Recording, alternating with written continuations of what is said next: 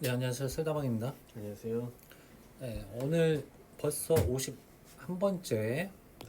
네, 오랜만에 저는 이제 참석을 했는데요. 네, 바로 진행하도록 하겠습니다. 네. 여러분들의 시간은 소중하기 때문에, 네, 키워드, 일렉트론 컨입니다. 컨. 일렉트론 건이 아니라 일렉트론 컨입니다.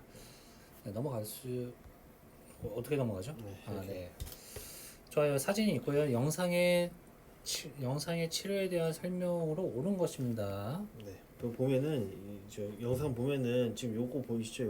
요게 이제 일렉트론 콘이에요. 이렇게 생긴 것도 있고 다르게 생긴 것도 있고 여러 가지 종류가 있는데 그 중에서 이제 이걸 보고 이제 콘이라고 파악을 해야 풀 수 있는 문제죠. 그래서 그 사진만 일단 설명해 드리면은 이 콘이 이렇게 있고요. 여기서 이제 전자선이 이렇게 나오는 거잖아요. 나오는데 이 조사야를 만들어주기 위해서 이 전자선 콘을 사용해 주는 거고, 여기 끝에 여기에다가 이제 차폐 블록을 이렇게 갖다 놓습니다. 이렇게 생긴 차폐 블록 갖다 놓고 환자는 위로 좀 더 올려야 돼요. 그래서 환자 체표가 이 정도 이렇게 옵니다. 그래서 체표 가까이에 조사야를 만들어주는 역할을 하는 게 전자선 콘이죠. 네. 그래서 이거 보면은 이제 전자선 치료라는 걸 알아야지 문제 풀 수 있는 거예요. 그래서 1번부터.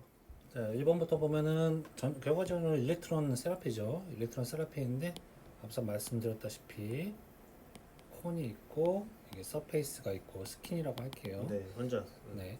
자, 첫 번째 SAD 기법으로 치료한다. 네, 보통 전자선은 일문조사를 치료해요. 그렇기 때문에 SSD 기법으로 치료를 합니다. 그래서 환자 체표면을 가까이 갖다 놓고 치료한다 그랬죠. 여기 스킨이 SSD 100 위치하도록 합니다. 거의 SSD 100에 위치하고 그 일렉트론 콘의 그 차폐 블럭이 환자한테 한 5cm 정도 떨어져 있게 합니다. 네, 맞습니다. 갭 자체가 거의 뭐 약 5cm, 정확하게는 거의 정확할 것 같은데 네. 5cm 정도 있다는 거.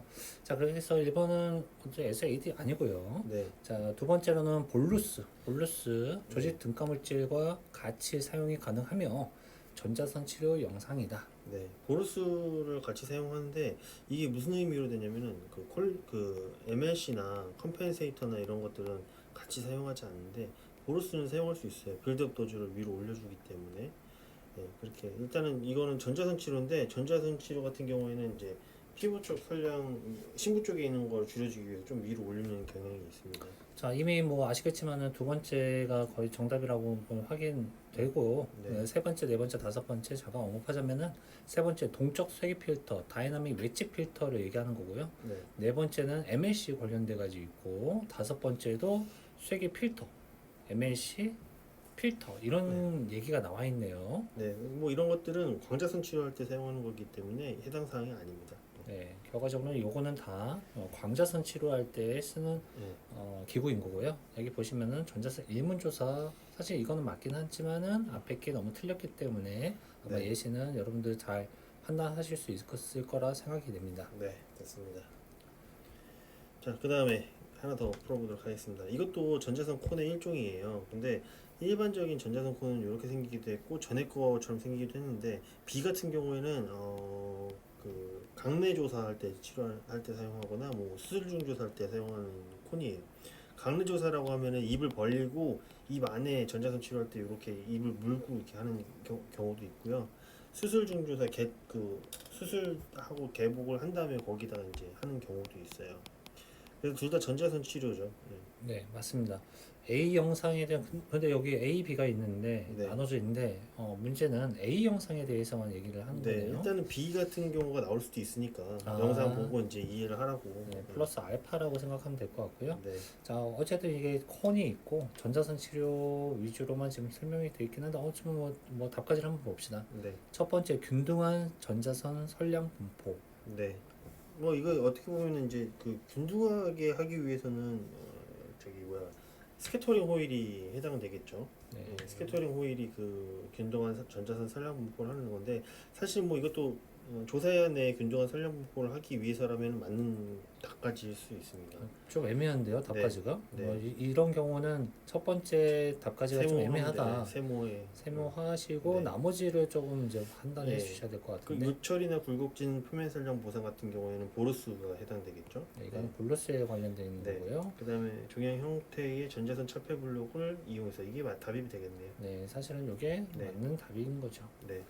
네 번째 수술 중 방사능 치료 시 사용된다. 이거는 B겠죠. B. B에 해당되는 거기 때문에 확인해 주시면 네. 좋을 것 같고요. 폐질성 종양 치료 시 피부 쪽으로 설령 분포를 이동한다. 이건 보루스의 특징이겠죠. 볼러스에 대한 특징에 대한 정의이기 때문에 네.